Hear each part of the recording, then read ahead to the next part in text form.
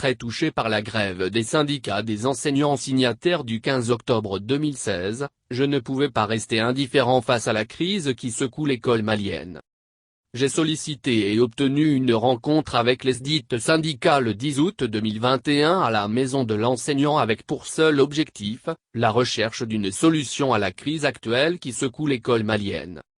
Au cours de la rencontre, les échanges des syndicalistes ont porté sur les difficultés de l'école malienne, principalement les cas des enseignants et les questions autour de l'article 39. Après avoir attentivement écouté tous les syndicalistes présents, j'ai rappelé combien j'étais fier de cette école malienne qui m'a formé jusqu'au baccalauréat obtenu en 1979 au lycée technique de Bamako. L'école malienne qui était tant vantée, à l'époque, pour sa splendeur et la qualité de son enseignement doit retrouver ses lettres de noblesse.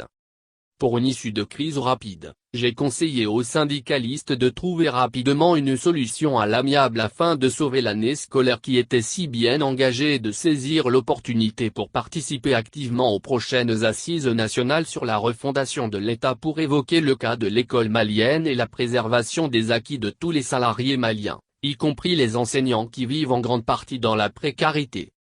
Les syndicats de l'éducation signataires du 15 octobre 2016 m'ont remercié pour l'intérêt ainsi manifesté à la cause de l'école malienne en général et aux difficultés des enseignants maliens en particulier.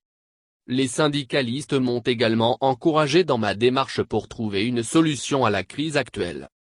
Je leur ai assuré de mon engagement inconditionnel et de ma disponibilité pour que l'école malienne retrouve le chemin de son lustre d'antan dès cette transition.